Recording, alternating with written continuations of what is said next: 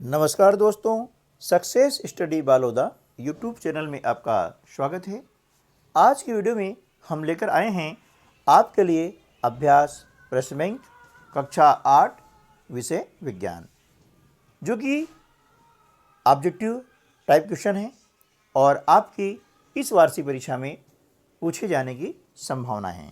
तो चलिए शुरू करते हैं हम आज का वीडियो। प्रश्न जो पहला है, अच्छे स्वास्थ्य के लिए किशोरों हेतु उत्तम आहार क्या है ना। इसके 4 ऑप्शन आपको दिए गए हैं। ए चिप्स नूडल कोक पे, बी में दिया है आपको रोटी दाल सब्जियां, और सी ऑप्शन दिया है चावल पिज्ज़ा बर्गर, और डी ऑप्शन दिया है पास्ता चिप्स लेमन पे। अब इन चारों ऑप्शनों में से सही ऑप्शन कौन सा है? बी, रोटी दाल सब्जियां। क्यों है कि देखिए, इन सारे अब जो 3 ऑप्शन बचे हैं ए सी और डी, इनमें क्या है, फास्ट फूड का प्रयोग किया गया है ना। इन जो विकल्प हैं, इन विकल्पों में क्या है, फास्ट फूड, जिसमें कि पोषक तत्व नहीं होते हैं।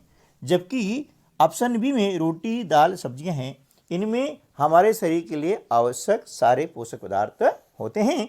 इसलिए ऑप्शन बी जो है हमारा सही जवाब हो जाएगा। प्रश्न क्रमांक 2, खरपतवार नाशी के रूप में प्रयुक्त उपकरण है ना। खरपतवार यानी फसल के अलावा जो अवांछित पौधे होते हैं उन्हें हम कहते हैं खरपतवार, जो फसल के लिए, मुख्य फसल के लिए हानिकारक होते हैं। तो उनको खत्म करने के लिए खुरपी का उपयोग किया जाता है। ठीक है ना। अगला प्रश्न है, सही जोड़ी का चयन करो। ठीक है ना। अब देखिए, सही जोड़ी फसल के अनुसार की कौन सी फसल किस ऋतु में उगाई जाती है ना, उसके अनुसार हमें सही जोड़ी का चयन करना है। तो हम देखते हैं कि ऑप्शन बी यहाँ पर सही जवाब आएगा। क्यों? कि खरीफ फसल जो होती है वह वर्षा ऋतु में उगाई जाती है। ठीक है ना। और ग्रीष्म ऋतु में जो है जायद फसल होती हैं। ठीक है। और रबी फसल जो है वह शीत ऋतु में उगाई जाती है। ये आपको ध्यान रखना है। ठीक है। चलिए, प्रश्न क्रमांक 4, सामान्यतः जल शुद्धिकरण में प्रयुक्त अधातु है। इसमें 4 ऑप्शन आपको दिए गए हैं। तो देखिए, जल शुद्धिकरण के लिए सामान्यतः जो अधातु है वह है, क्या है, आयोडीन है। ठीक है ना, सॉरी नहीं। प्रश्न क्रमांक 4, सामान्यतः जल शुद्धिकरण में प्रयुक्त अधातु है। यहाँ पर आपको 4 ऑप्शन दिए गए हैं, फ्लोरीन क्लोरीन ब्रोमीन और आयोडीन। तो इनमें से सही जवाब हो जाएगा क्लोरीन, है ना। जल शुद्धिकरण के लिए क्लोरीन का उपयोग किया जाता है। प्रश्न क्रमांक 5, ब्रेड अथवा इडली फूल जाने का कारण क्या है ना। तो ब्रेड अथवा इडली फूल जाने का कारण क्या होता है? ईस्ट होता है। तो ऑप्शन सी जो है हमारा सही जवाब हो जाएगा। ठीक है ना। ईस्ट को हम कवक भी कहते हैं। प्रश्न क्रमांक 6, आघात वर्धनीयता का गुण होता है ना। किसमें होता है? जिंक फास्फोरस सल्फर या फिर मरकरी। तो देखिए, आघात वर्धनीयता का गुण होता है जिंक में। अब देखिए, आघात वर्धनीयता होता क्या है कि जब किसी भी धातु को पीटा जाता है तो उसके आकार में वृद्धि हो जाती है। आघात यानी ठोकने से, पीटने से, है ना। और वर्धन, वर्धन मतलब बढ़ना, है ना। तो जिस धातु में ठोकने से उसके आकार में वृद्धि हो जाती है ना, वह कहलाता है आघात वर्धनीयता गुण, और वह होता है जिंक में। ठीक है। चलिए, अगला प्रश्न है प्रश्न क्रमांक 7, वाहनों के लिए सबसे स्वच्छ ईंधन कौन सा है? तो देखिए, यहाँ पर ऑप्शन आपको दिए गए हैं, पेट्रोल सीएनजी एलपीजी डीजल। तो इनमें से सही जवाब हो जाएगा सीएनजी, है ना। वाहनों के लिए सबसे स्वच्छ जो ईंधन है वह ईंधन है CNG। ठीक है। अगला प्रश्न है प्रश्न क्रमांक 8, प्राकृतिक रूप से अपघटित नहीं होता है ना। ऑप्शन दिया है कागज का लिफाफा, सूती कपड़ा, प्लास्टिक थैलियाँ और ऊनी वस्त्र। इन चार में से हमको बताना है कि प्राकृतिक रूप से अपघटित कौन नहीं होता है। तो इसका जवाब आ जाएगा प्लास्टिक थैलियाँ, है ना। क्योंकि प्लास्टिक थैलियाँ होती है वह प्राकृतिक रूप से अपघटित नहीं होती है, जबकि कागज का लिफाफा, सूती कपड़ा और ऊनी वस्त्र ये प्राकृतिक रूप से अपघटित हो जाते हैं। क्रमांक 9, यह चित्र किस कोशिका का है। ऑप्शन आपको दिए गए हैं जंतु कोशिका, पादप कोशिका, जीवाणु कोशिका या फिर विषाणु कोशिका। चार ऑप्शन दिए गए हैं, इनमें से सही जो ऑप्शन है वह है जंतु कोशिका, यानी ऑप्शन ई जो है हमारा सही जवाब हो जाएगा। यह जो चित्र दिया गया है यह जंतु कोशिका का चित्र है। प्रश्न क्रमांक 10, किसी व्यक्ति के वस्त्रों के आग पकड़ने पर आग को बुझाने का सबसे अच्छा तरीका है, कौन सा है। पानी डालना, रेत का उपयोग करना, कंबल से ढक देना, पॉलीथीन से ढक देना। देखिए, किसी व्यक्ति के वस्त्रों में जब आग लग जाती है तो उसको बुझाने का सबसे अच्छा तरीका यह है कि उसे कंबल से ढक दिया जाए, यानी ऑप्शन सी जो है हमारा सही जवाब हो जाएगा, कंबल से ढक देना। अगला प्रश्न है प्रश्न क्रमांक 11, सोने और चांदी के पिघलाने के लिए ज्वाला के किस क्षेत्र का उपयोग करते हैं। मध्य क्षेत्र, सबसे बाहरी क्षेत्र, सबसे आंतरिक क्षेत्र और निचला क्षेत्र। इनमें से सबसे जो उचित विकल्प है वह होगा सबसे बाहरी क्षेत्र। क्रमांक 12, सोडियम को रखा जाता है, ऑप्शन दिया है अम्ल में, क्षार में, मिट्टी के तेल में या जल में। तो देखिए, सोडियम को जो है मिट्टी के तेल में रखा जाता है। क्यों कि सोडियम जो है अति क्रियाशील धातु होती है।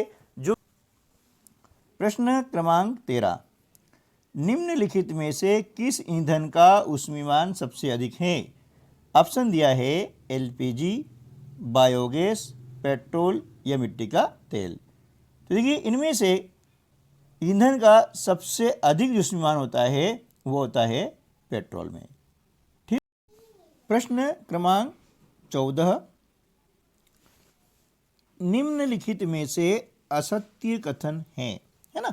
चार आप कथन दिए गए हैं, उसमें से आपको बताना है कि इसमें से असत्य कथन कौन सा है। ठीक है ना, असत्य कथन मुझे बताना है। ठीक है, तो ये क्या है, उर्वरक एक मानव निर्मित लवण है ना। दूसरा है उर्वरक का उत्पादन फैक्ट्री में होता है, ये भी सही है। उर्वरक से मिट्टी को ह्यूमस प्राप्त होती है, ये गलत है, क्योंकि ह्यूमस जो है वह उर्वरक से प्राप्त नहीं होती है, ये होती है खाद से। खाद मतलब जैसे पेड़ पत्तियों या अपशिष्ट कृषि अपशिष्ट पदार्थ जो होते हैं इनको सड़ाया जाता है, गोबर खाद बनाया जाता है, उससे ह्यूमस प्राप्त होती है। इसलिए ऑप्शन सी जो है हमारा सही जवाब हो जाएगा। यानी ये कथन क्या है, उर्वरक से मिट्टी को ह्यूमस प्राप्त नहीं होती, असत्य है। ठीक है ना। प्रश्न क्रमांक 15, एल्कोहल के उत्पादन में सहायक सूक्ष्मजीव है। तो एल्कोहल के उत्पादन में सहायक सूक्ष्मजीव होता है ईस्ट, है ना, जिसे हम कवक भी कहते हैं। प्रश्न क्रमांक 16, रेट डाटा बुक इनमें से किसका रिकॉर्ड रखता है। चार ऑप्शन आपको दिए गए हैं, उनमें से आपको बताना है। तो देखिए, रेट डाटा बुक जो है वह रिकॉर्ड किसका रखती है, जो लुप्त प्राय पौधे हैं या फिर लुप्त प्राय जानवर हैं उनका रिकॉर्ड रखती है, यानी 3 और 4 का। तो देखिए 3 और 4 कहाँ पर है, ऑप्शन सी में है ना। तो रेट डाटा बुक में क्या होता है कि लुप्त प्राय पौधों और जानवरों का रिकॉर्ड रखा जाता है। ठीक है ना। प्रश्न क्रमांक 17, मैं एक कोशिकांग हूँ जो कोशिका के विभिन्न क्रियाकलापों को नियंत्रित करता हूँ, बताओ मैं कौन हूँ। तो इसका उत्तर आ जाएगा केंद्रक, क्योंकि कोशिका का जो केंद्रक होता है वह कोशिका के विभिन्न क्रियाकलापों को नियंत्रित करता है। ठीक है ना।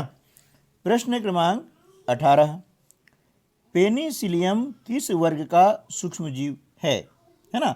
तो जो पेनिसिलियम होता है वह जो है कवक वर्ग का सूक्ष्मजीव होता है। ठीक है ना।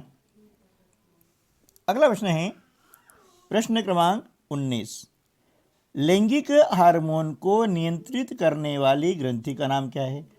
आपको 4 ऑप्शन दिए गए हैं। पहला क्या है, पीयूष ग्रंथि, दूसरा अग्नाशय ग्रंथि, तीसरा थायराइड ग्रंथि और चौथा है एड्रिनल ग्रंथि। तो इनमें से सही जवाब हो जाएगा एड्रिनल ग्रंथि, है ना। यह जो है लैंगिक हार्मोन को नियंत्रित करने वाली ग्रंथि होती है। ठीक है ना। अब आपको अगला जो क्वेश्चन दिया गया है प्रश्न क्रमांक 20, देखिए इसमें आपको बताया गया है कि यहाँ पर ये माता के अंतर्गत जो क्रोमोसोम होते हैं, है ना, XX, और पिता के अंदर होते हैं XY। ठीक है। तो ये चित्र दिया गया है कि देखिए इसमें माता का X क्रोमोसोम और पिता का X क्रोमोसोम, यदि दोनों XX मिल जाता है तो क्या होगी, लड़की होगी। और जो माता का X क्रोमोसोम और पिता का Y क्रोमोसोम मिलता है तो ये क्या होता है, लड़का होता है। यानी A लड़की और B लड़का। तो ये कंडीशन कहाँ आएगी, देखिए ऑप्शन बी में आ रही है, यानी ऑप्शन बी जो है हमारा सही जवाब हो जाएगा। क्योंकि जब XX क्रोमोसोम मिलते हैं तो वहाँ पर लड़की का जन्म होता है, और जब XY क्रोमोसोम मिलते हैं तो वहाँ पर लड़के का जन्म होता है। ठीक है ना। तो अगला क्वेश्चन आपको आता है प्रश्न क्रमांक 21, भंडारण के लिए किस पेड़ की पत्तियों का उपयोग किया जाता है ना। तो भंडारण के लिए नीम के पेड़ की पत्तियों का उपयोग किया जाता है। प्रश्न क्रमांक 22 है, फसल उत्पादन का सही क्रम क्या है। देखिए आपको दिया गया है, पहला ऑप्शन दिया है बुआई, खाद एवं उर्वरक देना, सिंचाई और मिट्टी तैयार करना। ये हो नहीं सकता है कि पहले बुआई करें और फिर मिट्टी तैयार करेंगे। ठीक है ना। तो ये ऑप्शन सही नहीं है। दूसरा क्या है, मिट्टी तैयार करना, बुआई करना, खाद एवं उर्वरक देना और फिर सिंचाई देना, बिल्कुल सही है। तो ये जो ऑप्शन हमारा सही जवाब हो जाएगा। ठीक है दोस्तों, तो आज की वीडियो में बस इतना ही। मिलते हैं अगले वीडियो में, तब तक के लिए नमस्कार, जय हिंद।